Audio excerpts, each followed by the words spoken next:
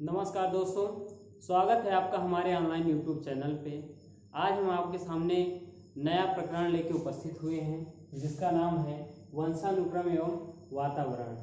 तो चलिए आइए इस पर थोड़ी सी चर्चा करते हैं। देखिए, वंशानुक्रम के को हम कुछ और नामों से भी जानते हैं, जैसे वंश परंपरा, आनुवंशिकता और पैतृकता। तो चलिए आइए डिस्कस करते हैं कि वंशानुक्रम और वातावरण किस प्रकार से बालक के विकास को प्रभावित करता है। देखिए, जो बच्चा होता है या जो मनुष्य होते हैं वो वंशानुक्रम एवं वातावरण की ही देन होते हैं। हम कुछ तो जो हमारे माता पिता या हमारे पूर्वज उनसे जो हमको गुण प्राप्त होते हैं उसकी देन है, और कुछ जब हम इस वातावरण में आते हैं तो हम यहाँ से चीज़ें जो सीखते हैं उसकी। तो चलिए आइए देखते हैं।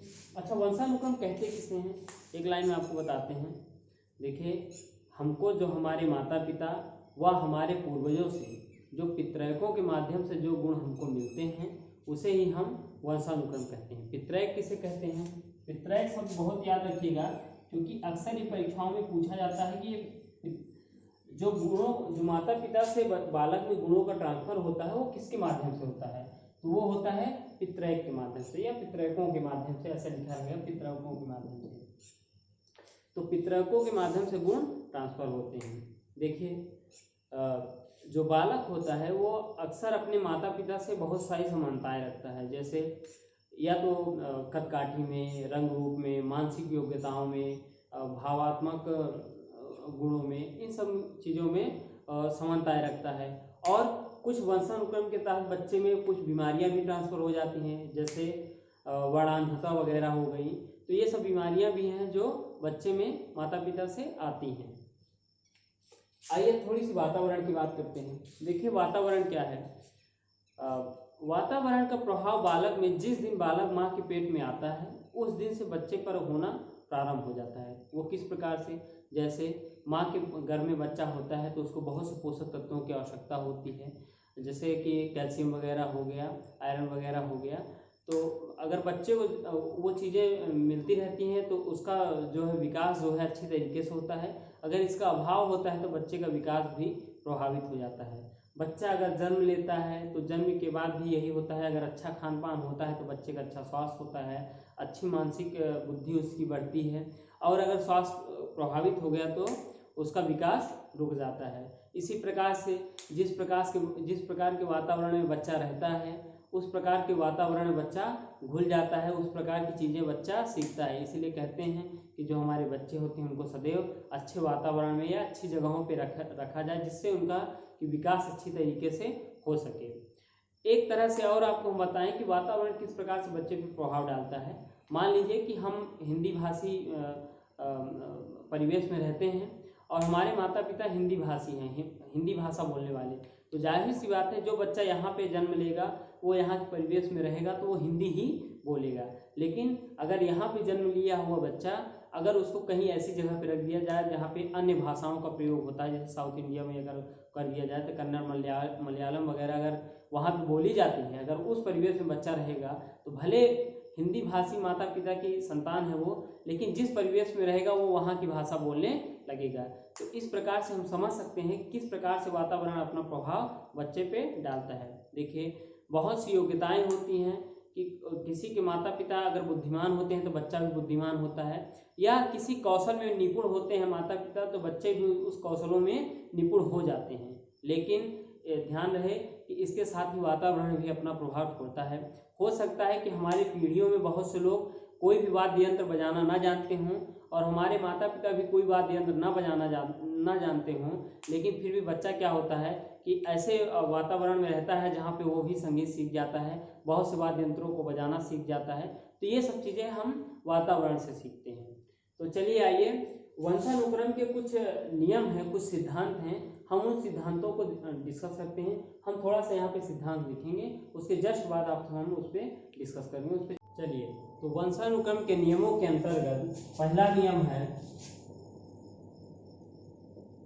समानता का नियम।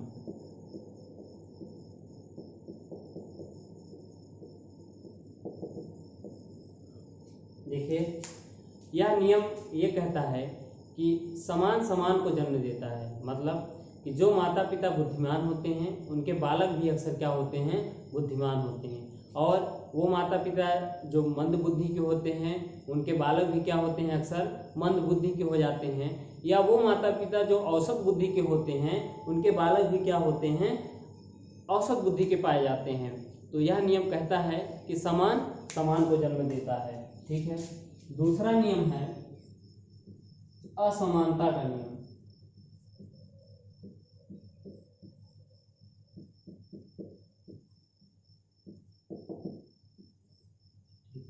देखिए, असमानता का नियम यह कहता है कि हर समय ये बिल्कुल पहले नियम के विपरीत है।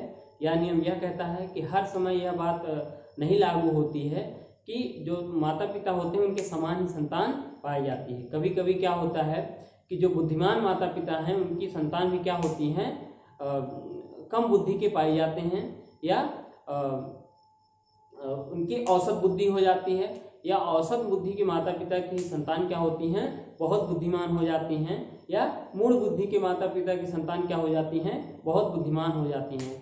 तो यह नियम कहता है, असमानता का नियम है। इसमें क्या होता है कि संतान क्या होती है, अपने माता पिता के लक्षण के विपरीत होती हैं। ठीक है। तीसरा नियम है आपका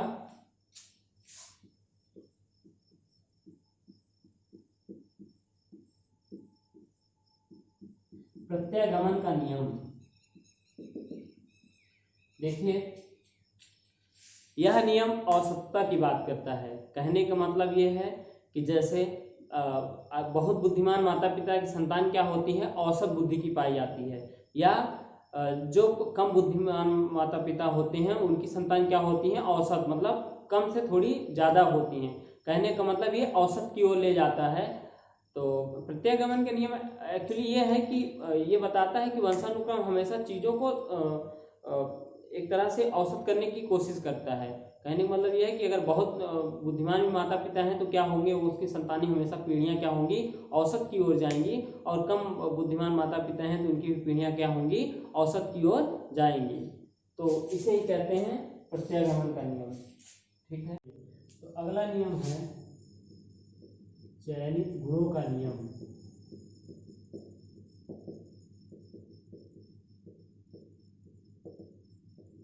देखिए, चयनित गुणों का नियम यह कहता है कि माता पिता से बच्चों में सारे गुण ट्रांसफर नहीं होते हैं।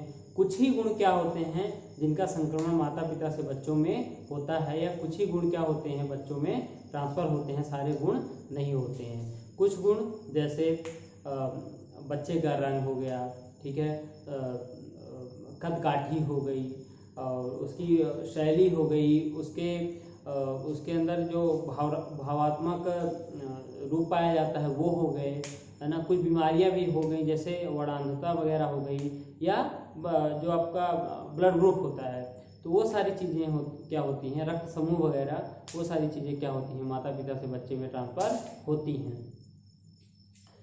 चलिए, अगला नियम है मातृपक्ष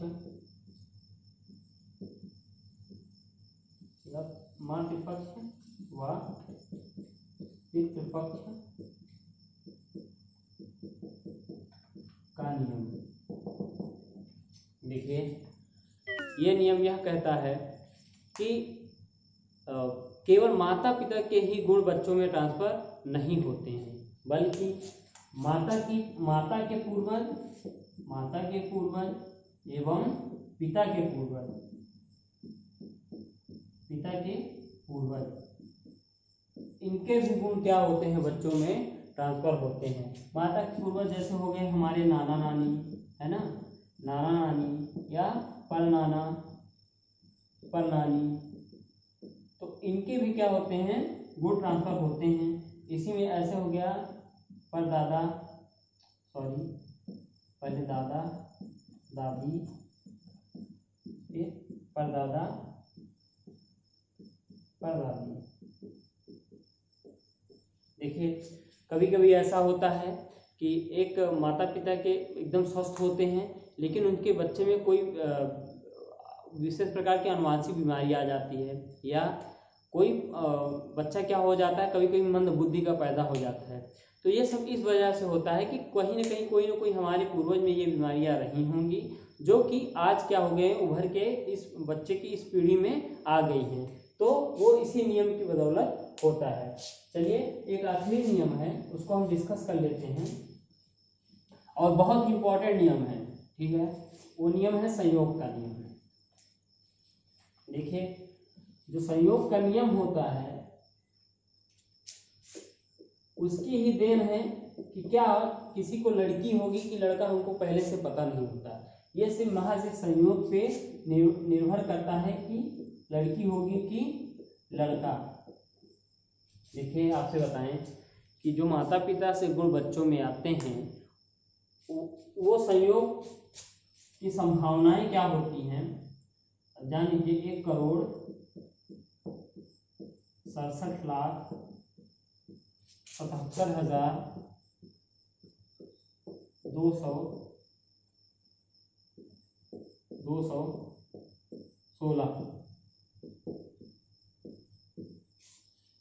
गुण ट्रांसफर होने के इतने संयोग बन सकते हैं।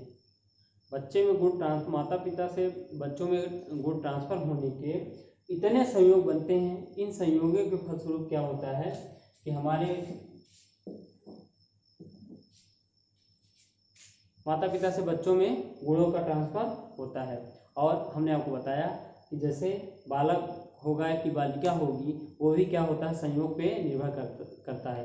देखिए वंशानुक्रम की कोई सटीक भविष्यवाणी नहीं कर सकता है कि किसी माता पिता से बच्चे में कौन कौन से गुण आएंगे। कोई ना विज्ञान कर सकता है ना कोई, क्योंकि ये इतना बड़ा आंकड़ा है कि इसका आप कुछ कह ही नहीं सकते कि कहाँ से कितने क्या हो जाएगा, है ना।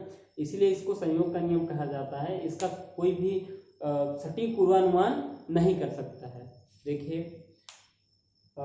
इससे संबंधित कुछ क्वेश्चन कैसे आयोग पूछता है उसके बारे में थोड़ा सा डिस्कस करते हैं। देखिए सबसे महत्वपूर्ण क्वेश्चन हमने आपको बताया था अभी शुरू में कि जो माता पिता से गुण बच्चों में ट्रांसफर होते हैं वो किसके माध्यम से होते हैं, तो पितृकों के माध्यम से।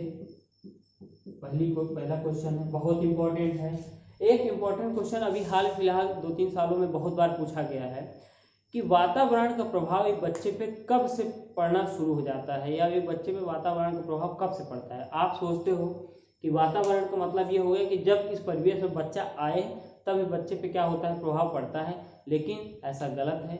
ये ध्यान रखिएगा कि जिस क्षण से माता के पेट में बालक आ जाता है उस क्षण से क्या होता है, वातावरण का प्रभाव बच्चे पे पड़ने लगता है। अगर आपको एक उदाहरण बताएं तो कहा जाता है कि जैसे जो गर्भवती माँ होती हैं उनके पास का परिवेश हमेशा कहते हैं कि अच्छा रखिए, ताकि माँ के पेट में जो बच्चा है उस पर अच्छा प्रभाव पड़ सके। बहुत शोर शराबा ना करिए, या ऐसी जगह पे मत रखिए माँ को जहाँ पे बहुत ज़्यादा लड़ाई झगड़े होते हों, है ना।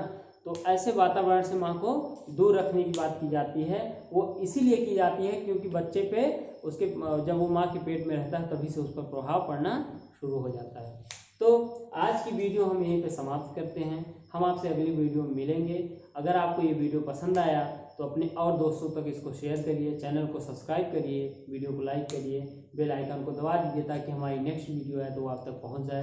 ये आपका चैनल है, अगर हम आपके लिए थोड़ा सा अगर कुछ करते हैं तो आप भी हमारे लिए थोड़ा करिए, चैनल को आगे बढ़ाइए, लोगों तक पहुंचाइए। और इसी के साथ हम आपसे विदा लेते हैं। नमस्कार।